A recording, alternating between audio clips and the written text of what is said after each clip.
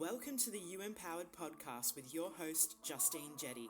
If you want to unlock your potential and step into the most authentic, healthiest, and happiest version of you, then you're in the right place. Each week we'll dive into practical, evidence-based strategies for your habits, mindset, and health so you can create a life and a body you love. Let's get into it. Hello and welcome back to the You Empowered podcast. This week I'm going to be uncovering the 5 lies that I needed to unlearn so that I could build a fit, strong and healthy body that felt like home. My hope for today's episode is to give you more clarity and confidence with your own health and fitness journey wherever you're at. So let's get into it. Lie number 1. I needed to have more motivation in order to take action, or I needed motivation in order to take action. Now, we've all heard the famous quote, motivation gets you started and discipline gets you going.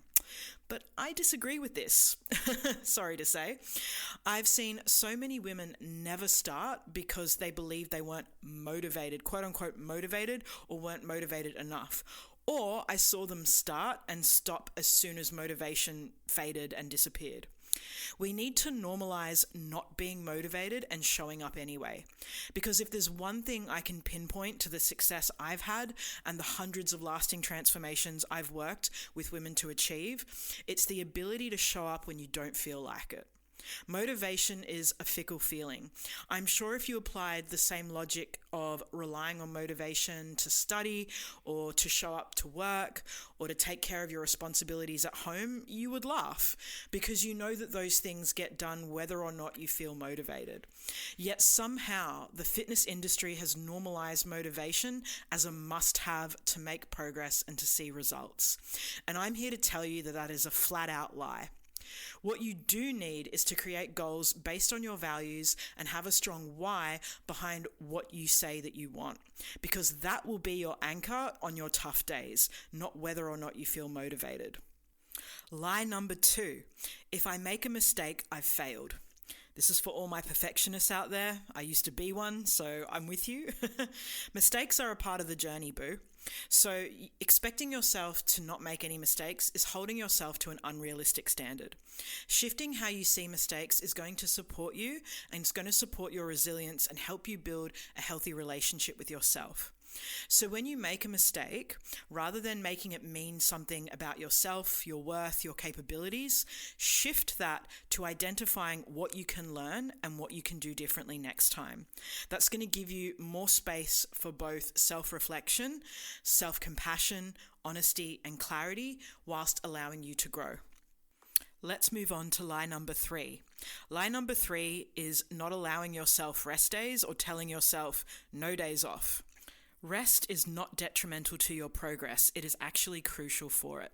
And with resistance-based training, less is more. What I mean by that is when you're doing a training session in the gym, it's not in the gym that your body grows muscle and gets stronger. It's actually after the session, after your recovery. So after your training session, your body needs time and space to recover. And after it's recovered, that's when your body adapts to the training stimulus that you put it through. So rest and recovery is crucial for growth and progress. This is why over the years, I've had so many women ask me, Justine, I'm training 6 or 7 days a week, but my body isn't changing. So rather than doing 6 or 7 training sessions in the gym, aim for anywhere between 2 to 5 sessions a week and focus on your daily steps instead. Lie number 4, specific foods make me gain weight.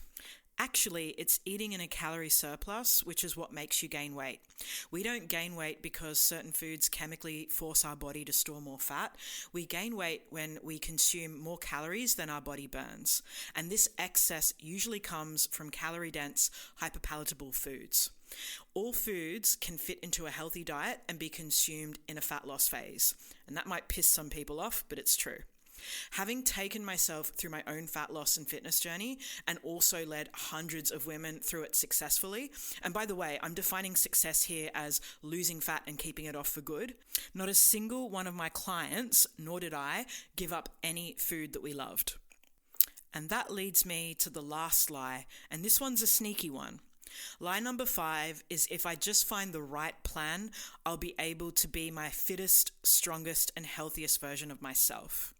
This lie kept me stuck in yo-yo dieting cycles, following the next plan, the next supplement stack, the next fitness plan for many years.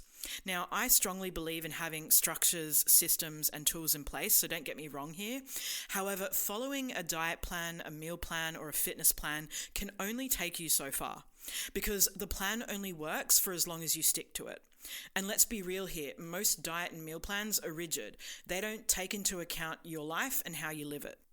For you to not just lose fat and build muscle, but actually maintain that physical transformation, you need to evolve past using a plan as a crutch. You need to actually embody the woman who is capable of maintaining her results long term. And you do that through developing the skills, understanding, and behaviors that you need, as well as healing your relationship with yourself and with food. I hope you got a lot out of today's episode. Don't forget to subscribe and share it with someone who needs to hear this message. Until next time, take care.